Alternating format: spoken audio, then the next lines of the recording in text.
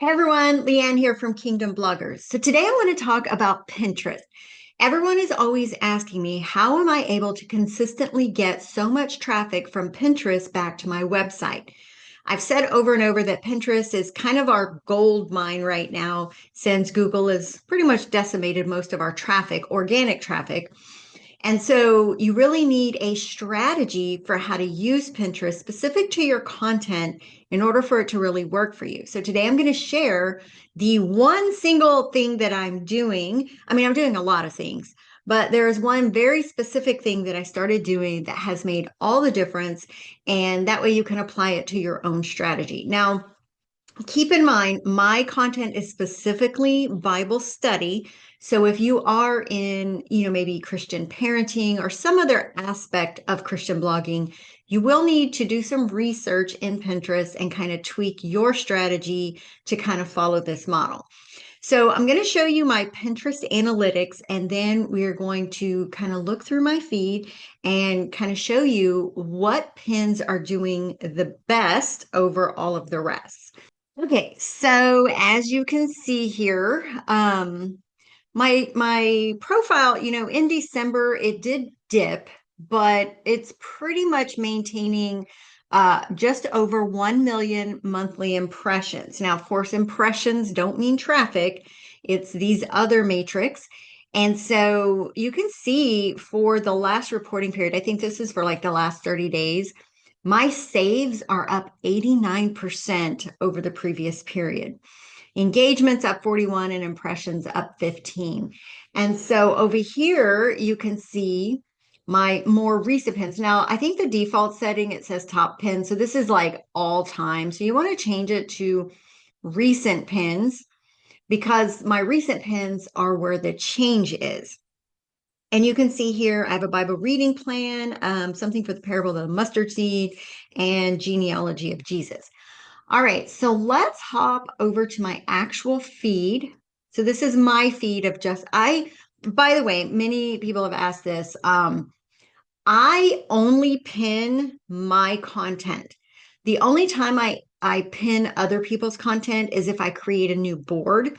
And so if I create a brand new board, I will immediately go into the Pinterest feed, do a search for whatever the board title is, and add pins that directly follow the SEO for that board. And that's to give that board a boost right from the beginning.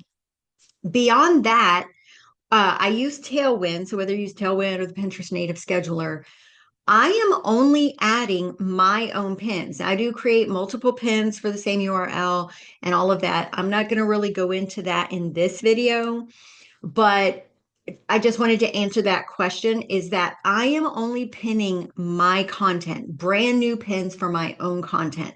I am not pinning other people's pins. Okay. And so I'm pinning pretty much every day. I use Tailwind. On any given day, my queue has anywhere from 0 to maybe 3 pins. I am not adamant about making sure my queue is filled with 5 pins per day. I am not allowing myself to be chained to Pinterest like we tend to have done in the past. I simply create 12 pins for every new piece of content and schedule those pins out one per month for the next 12 months. That's my strategy right there. Okay.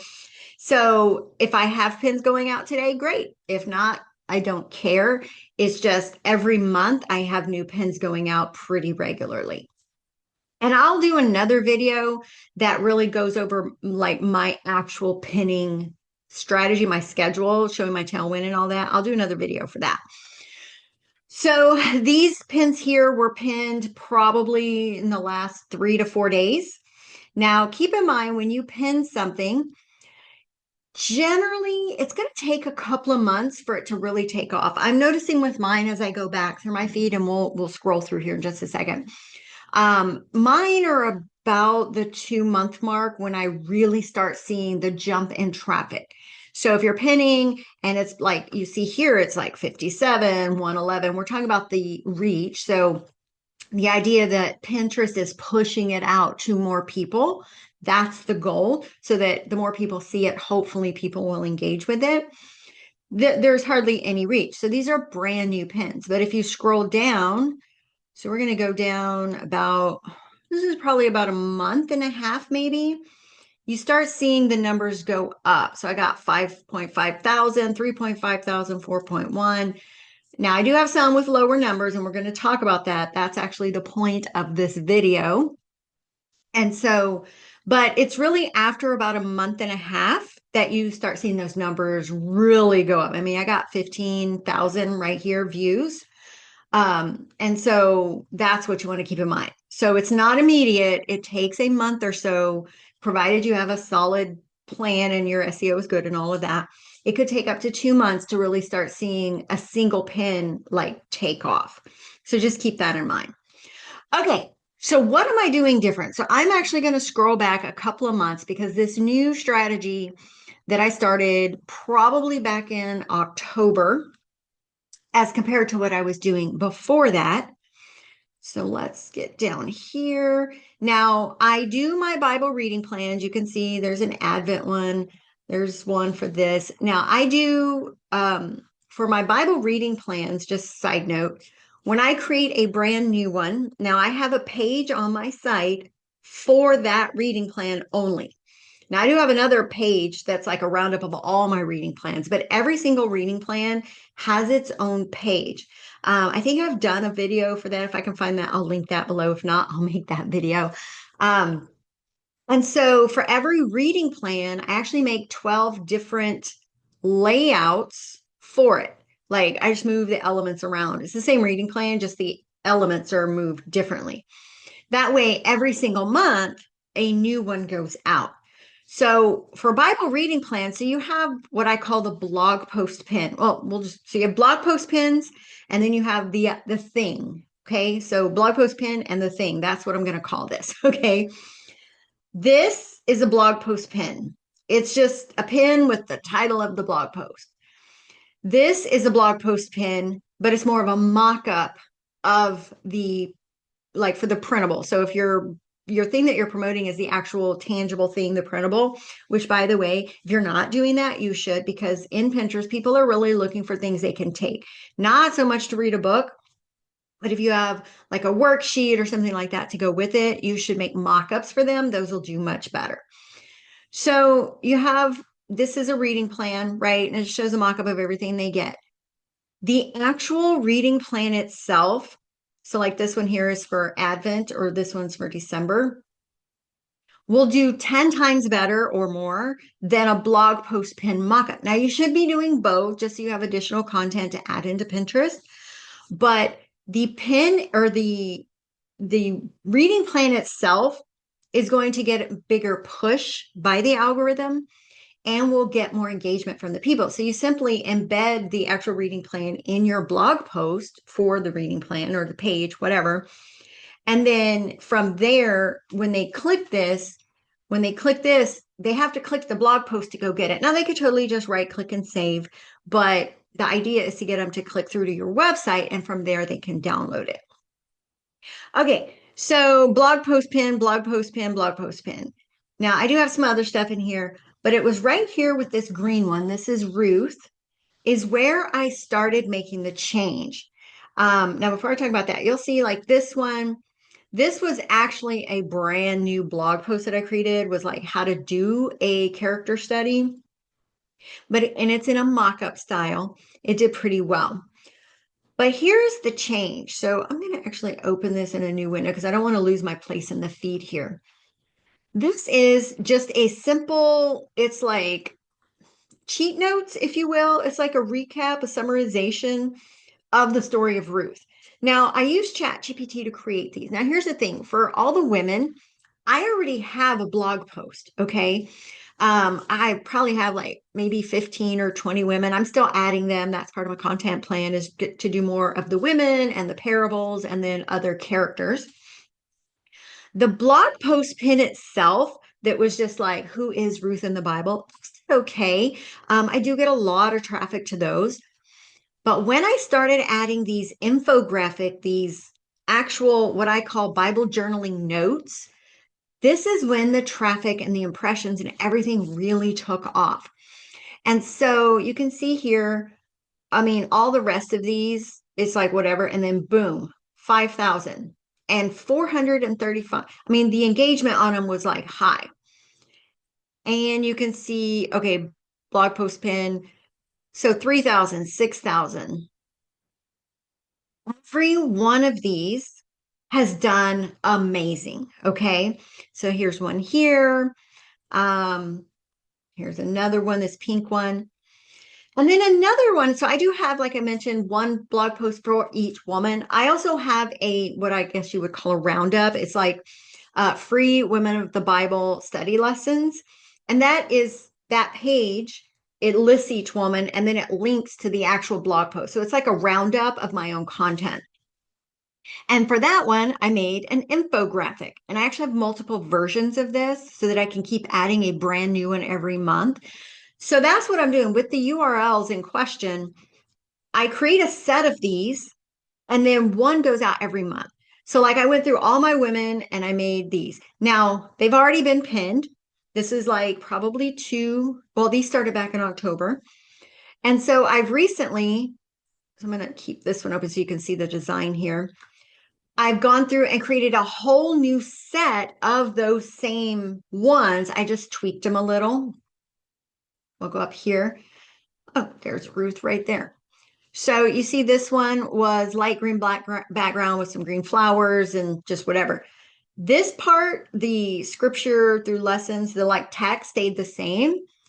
Just edited the background. So I'm like duplicating it and making it look different. So this is a way to save time. So you're not recreating it every single time. And then I applied that same format to all the ones for the other women and the other parables as well. And so with these, I'm not doing one new every month. I just make the whole set. Because like I said, it's like 15 to 20. And then I'll do one a day because these are all different URLs, right? And then, so a whole new set of these will probably go out maybe every 2 to 3 months. And again, it's just one a day. And so, like I said, these just got pinned in the last couple of days here. So that's number one. If you have character studies or things like that, any kind of lesson where you're breaking down something, a Bible story, a Bible character, a chapter study, something like that, create these simple takeaway notes. These are things that people can save, especially if they do digital journaling.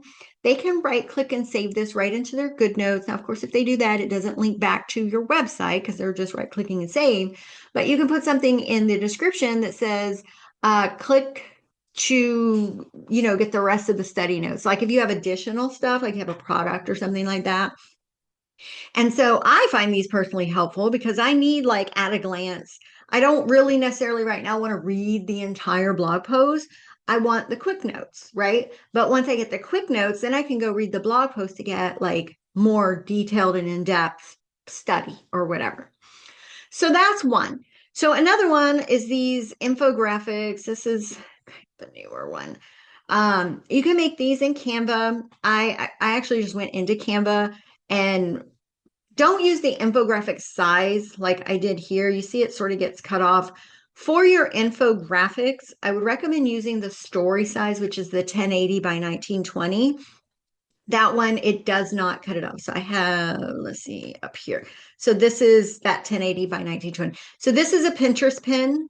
This is a Pinterest pin as far as the canvas size, like 1000 by 1500, I think. This is the story pin, which is 1080 by 1920. And so those are the two sizes I would recommend. This, the Bible reading plans, is just 8.5 by 11, like whatever the page is that you created it on. So your info, I'm going to call all of these infographics, whether it's the Bible study note or the actual like infographic. So I have a study on Ephesians chapter by chapter. So I like made pins, different color schemes so 6 chapters, 7 pins. So one pin is like the main one, free Ephesians Bible study. And then there's a pin for each of the chapters in this infographic style. Let me see if I can find one of those here. There's another soap one. So here's one of my book of Ephesians. That was the cover one. This was for Ephesians 2.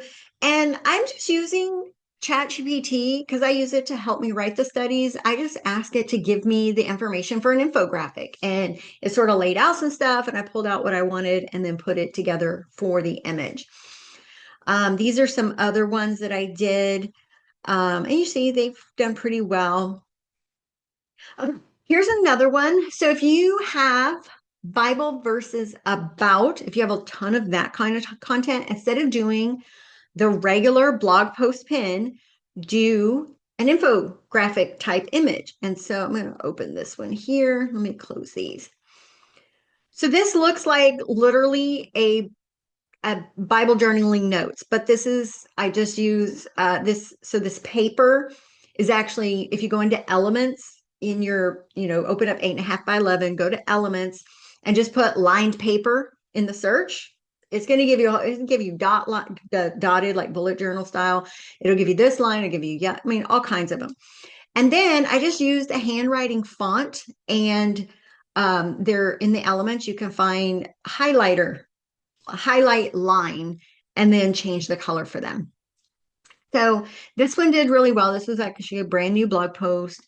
So things like this. So the point of this is stop doing the blog post pin, or don't stop doing it, because like you see, I'm still doing it just so I have more pins going out all the time. And I do get engagement on those. It's not as high. So stop focusing so much on just creating a bunch of blog post pins and turn your content into more study notes, aesthetic look type things. That is what's going to do much better when it comes to Bible study. Now, again, I'm talking Bible study. So if you're doing other things like Christian parenting, figure out how to tweak it into that. Also, the Bible study aesthetic is a big thing in Pinterest. So some of my content that was focused on a particular verse, some of my devotional content, I went ahead and did like a soap page for it. I have another one up here that actually did really well. So I just soaped it out on my own paper and then took a picture of it, pinned it, and linked it to the blog post. So that image of that soap page is not actually in the blog post, but it links to the deeper like explanation of what we were talking about in that blog post. One more thing, let me see if I can find it here. So I do with my Ephesians study, I had like free study questions they could download. So I have these Ephesians cheat notes. Now they actually can download these when they go to the blog post. There's a link that they can get a PDF of this whole thing for the entire chapter, the entire book of Ephesians. So there's chapter 1, chapter 2. But these are the kinds of things people want. They want the helpful study notes that they can use. So anything I'm creating, especially if it's a downloadable item, now I know you're going to create some things that are specifically for your paid products, but the value in your freebies, the things you're giving them as extra resources anyway, upload those directly to Pinterest and then link it back to the blog post where they can actually get it. Now, these are my thumbnails for Etsy. So I've added those in here, which when I started doing this, has actually increased my Etsy sales tremendously. Here's another soap. So honestly, I went in and let me see if I can find my soap link here. So I'm just going to go. Let's find 1080 by 1920. Where is it at?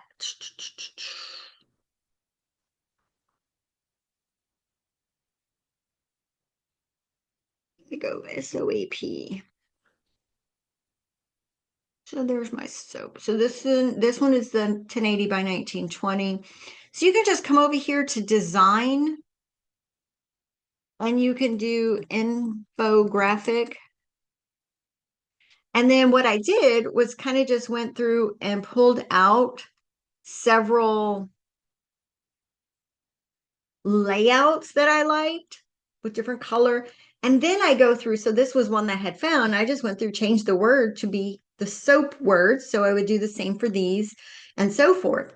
You have to create it from scratch. Just use templates that are already there and tweak them. I mean, I could even use this one with the squares on it. The idea is to have different layouts, different color aesthetics, to appease the different likes of people in Pinterest, right? So don't keep creating the same exact same over and over, create different layouts. Like this one has the purple and the green. Even with for the Ephesians, I did completely different aesthetic and layout. So the layouts are literally ones I took from the design library. That's it. I just tweaked them to what I was using them for. Okay. There's another of my own soap writings. Now this is one. Oh, here's one. This one I want to show you. So this is the blog post. It was a devotional. So blog post pin versus infographic. We'll call this an infographic. It's more Bible study notes. So living in confidence that God has good plans for me. That's the title of the blog post. So if I created a blog post pin for that looked, like one of these or one of these, I mean, it would get like, okay, whatever. But this had 13,000 push in the feed, 117 saves, 800 clicks. And I literally found this so like if you go here, I'm going to close this one. So we're going to come up here and type in, we want Canva.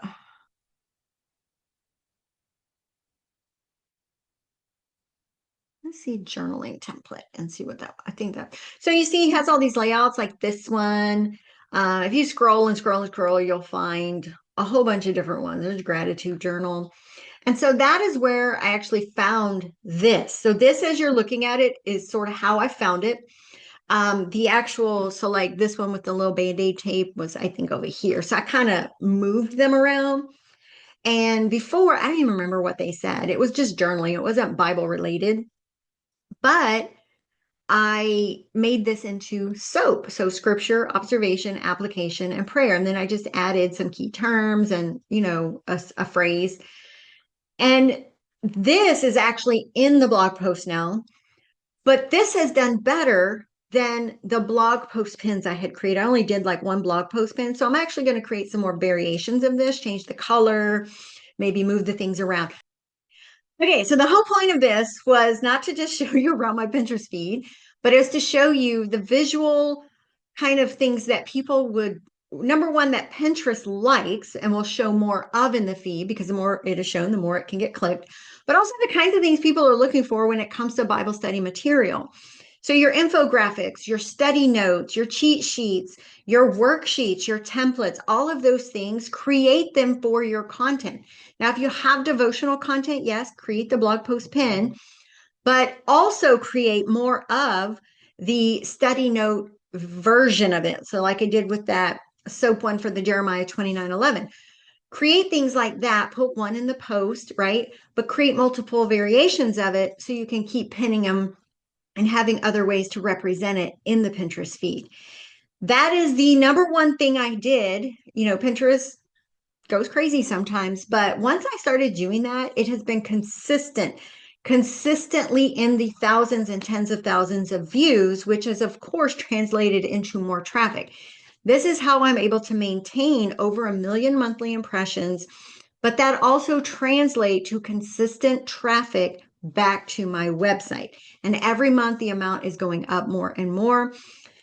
Pin these infographics, these study notes. If you have content products on Etsy, pin those info or those thumbnails, even though they're smaller, still pin them. When I started doing that, my sales actually went up. I also have versions of them that I use for my Gumroad. I pin those as well. If you have YouTube videos, make pins for them. Like you can pin pretty much anything with a URL, but it's the way you represent it relative to what people are looking for when it comes to that. Now, like I said before, if you're more focused on like Christian parenting or something that's not specifically Bible study, you may have to kind of dive deeper to figure out like how to take what you have and turn it into like an infographic that people can actually use and would want, so that your content will get found. But for Bible content, this is what's working. So if you have any questions, please let me know. I'd be happy to answer them. The link to my Facebook group is below. So, of course, hop over there if you're not already there. And I would love to hear what you are doing that's working, or if you need help figuring out how to tweak what you have into something, I can help you with that as well. All right, everyone. Thanks so much for joining me today. I will see you all in the next video. Bye-bye.